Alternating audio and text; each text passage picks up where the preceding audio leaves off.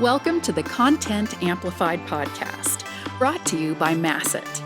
Our goal is to help you get more from your marketing content. Each episode is a 10 to 15 minute interview with industry experts that share amazing insights to help you squeeze as much juice from your content as you possibly can. Here's today's interview. Welcome back to another episode of Content Amplified. Today I'm joined by Shannon. Shannon, welcome to the show. Thank you so much for having me. Shannon, I'm really excited about the subject today, but before we dive in, maybe just let us get to know you for a minute. What do you love about content? Tell us a little bit about your career and background. Yeah, so what I love about content is that it generates revenue when it's Very done nice. correctly. And I think that's really important with anything, making sure that content is done in a natural way. But also that you're increasing your relationships with your audience and that it eventually leads to revenue. So a little bit about me. I started out in sales and I worked in sales for Verizon Wireless for about 4 years. I was the top 10% of their sales producers in the state of Florida. Really exciting times. And I really learned how much I love technology. And then I moved into working in marketing. I started working for web.com. I got Google certified, fell in love with marketing, fell in love with software and technology. And I've owned a couple of marketing agencies before I realized running an agency is a lot of running a business. And I love marketing. And so then I ended up, just working full time with one of my SaaS clients and just focusing more on running marketing for software companies, but really with a focus on growth and revenue. I love it. I love it. And I love your background. I think it's so cool. We often get marketers that start out in journalism, which I think is a great background, but we also sometimes get them to come from sales. And I think that this is such a helpful thing. I mean, you immediately talked about revenue in your introduction and the value of content. And honestly, I think it's a great background. So anyone in sales looking to get into marketing, we'd love to have you in the field. Sales is a great launching point into marketing, some great perspectives. And then also just the ability to connect with the sales team is phenomenal. So I think that's awesome background. I think it's so cool. So today we're going to talk about partner marketing. With partner marketing, this is great. I mean, it fits your experience so well, but really kind of with a little focus on B2B and really how to get started with partner marketing, how to improve it, maybe some ways to find partners that you maybe haven't thought of before. But really, Shannon, when it comes to partner marketing, what should we start thinking of first? How do we even approach building relationships to do partner marketing? Yeah, I think it's an area where a lot of companies aren't really diving into, or they dive into it and they're not using it to its full potential. But I think in the news, everyone's heard about the McDonald's and Krispy Kreme partnership and how you can drive through McDonald's now and pick up Krispy Kreme donuts.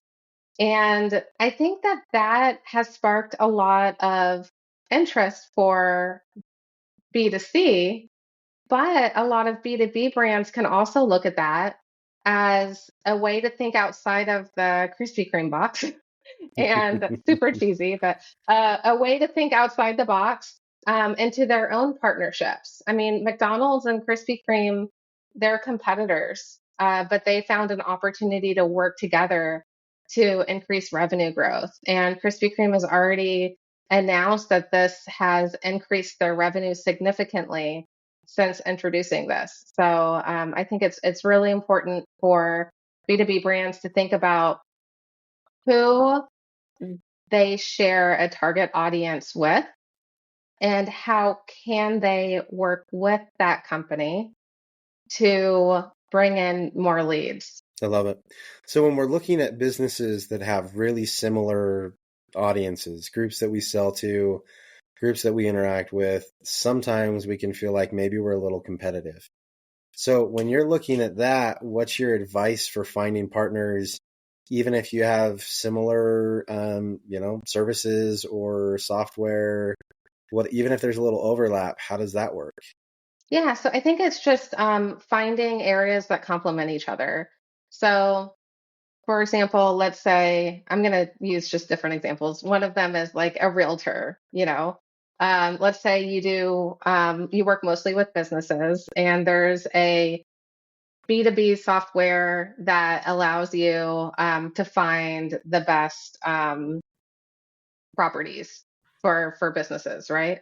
So you could reach out to that B2B software company and figure out how you can spark a relationship to kind of help bring them leads, but also for you to get more leads from them. So they could actually give you those leads that they're getting through their software.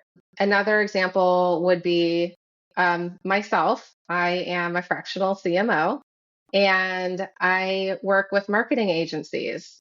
So reaching out to a marketing agency, because marketing agencies are more project based, they might work on very specific areas like website redesign, whereas I'm more top level and um, provide more strategic advice, but I'm Hmm. not going to design an entire website. So making sure that I have those partnerships where I can refer out and they can refer out for someone who needs to be available more during the week for more of the strategy side of things. I think it's super, super important.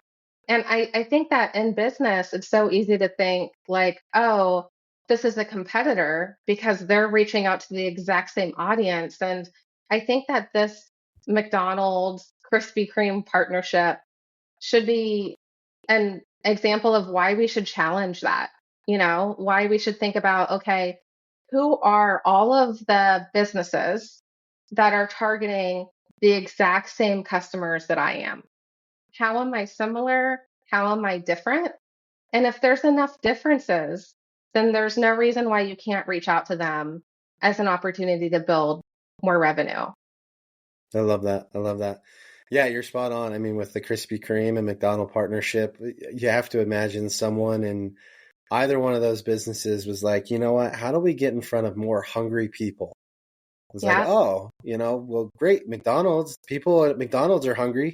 Why don't we just sell Krispy Kremes there? So I think that's an interesting element of like, hey, how do we get, if you sell to construction or healthcare, how do I get in front of more healthcare people? Oh, well, this other company, they do all sorts of stuff with healthcare. Why don't we just team up and do stuff anyways? And so I think it's a great viewpoint and a great way to look at it. When you found partners, I think one of the difficulties is how do you grow the relationship? How do you develop that? How do you generate value for each side? And then to the point of this podcast as well, how do you create content that provides value for both of you as well? How do you approach the relationship after you've kind of signed the dotted line and agreed to be partners? What do you do after that to make it really successful? Yeah, I think that that is the part that a lot of companies are missing. There are really great software tools that I absolutely love. One of them is called Partner Stack. It's a great way for you to find partners, and it's a marketplace where partners can find you. But it allows you to segment your partner marketing programs. I Mm. think understanding your audience is the first step and making sure everything is segmented. For example, you might have businesses that you work with. Um, there are different set of partners. You might have customers that are referring. That's a completely different set. Yeah. And you might have independent sales agents that are referring, and that's a completely different set. So segmentation is super important. And then making sure that you have a clear understanding of all over again what your value proposition is and what what it is that you can offer them. And that answer is going to be different depending on the segment. And that's completely okay because it's just a completely different audience. And then just figuring out how to reach them based off of where they are. Marketing 101, always reach your audience with the right message at the right time. Yeah. Um, and so, with independent sales agents, one of my favorite things to do is everyone focuses on doing webinars for their potential customers. Create webinars for your independent sales agents where they are equipped with understanding how to sell. They have everything that they need. Do podcasts, targeting independent sales agents. Do an email drip campaign where each email drip is like, here's how you sell against a competitor. Just make sure that they have everything that they need so that they can digest information in the right way. Another area of opportunity is like LinkedIn groups. Have a LinkedIn group for that audience, and just make sure you have someone there that can monitor it and Yeah. make sure that it's being monitored. But yeah, those are all really great ways to make sure that you're reaching out um, and providing value. I love that. I think that's really cool. And I love how you're taking this approach of how do I enable them? How do I unlock their ability? How do I educate them? The thing that I've heard is often with partnerships, they will always focus on the individual or the group that is giving them the most, opportunities to succeed, right? Especially if you're looking at sales groups, things like that. They're going to push the partnerships where they know they can have value, they understand the offering, and there's just a clear pathway to success. And I think that that's really valuable. Now, let's say I'm on the flip side, right? Let's say I'm a sales rep and we have a ton of partners, things like that. How do I request and build the relationship from the other side? How do I actually engage on that front? Yeah, so I think it's super important to make sure that your audience feels like they're listened to. One of the things that I recommend doing is the webinars to make sure that they're able to ask the right questions and everything. Um, Create an automation where before the day before the webinar, send out a reminder. The day of the webinar, send out a reminder and make it clear this webinar is a two-way street. It's a time for you as a brand to share updates that are relevant to them, but half of it should also be an opportunity for your audience to ask questions, Hmm. to be honest about some of the challenges that they're experiencing. Maybe a competitor is doing something differently. And make sure that the right people are on that call, maybe one of your top sales team members that can answer that question based off of their own experiences too. One thing that I've also seen work really well, and it's completely unconventional, but you I can love have, unconventional yeah, suggestions. These yeah. are my favorite, so I love them. I really view revenue as a shared responsibility between marketing and sales. Yeah. So you can have it so your sales agents have a quota for the amount of partners that they need to bring in. So that way, when you have someone through PartnerStack or wherever who's interested in joining, you have a rep who can onboard them that has experience selling, and then they can get a percentage of the sale as well. So that way there's skin in the game and everyone kind of wins. And the independent sales agent or the company is able to get the information that they need quickly. Um, I think everyone wins with that model. It is unconventional though. I like that. I like that a lot. I mean, obviously, your sales reps know more than anyone on how to sell your product. Why not incentivize them to work with partners and then ask them questions about how can we enable both of you? How can we build and grow this together? So I think that that's a really cool perspective to get them bought in and to really get them excited about it, as opposed to often thinking it's just competition, that they now have a smaller market that they have to go after, but really you're growing with them and it's just another avenue and a lever that they can pull to hit their quota, which is great. Yeah, 100%. And then the other thing is just making sure that the marketing team is also there to support, where if there's a request to get a one pager on like a competitive one pager or anything like that, that's also available to the team. And just to make it easier on the marketing team, if the sales team requests something and you're putting direct information at the bottom with how to contact the company directly, create a separate version where it can be customized for the independent sales agent to put their own information. You can Yeah. just do them both at the same time and kind of send it out to both outlets. Yeah, that's a great viewpoint. With just a little bit of effort, content that otherwise would be completely unusable by a partner can be altered in some way, shape, or form to allow them to capitalize on it, utilize it. A lot of times it is changing the call to action. Sometimes it is changing the messaging to talk about the partnership as opposed to one-sided. But I love that perspective. That makes a lot of sense to just think about it. Hey, could a partner use this? Let's make a partner version.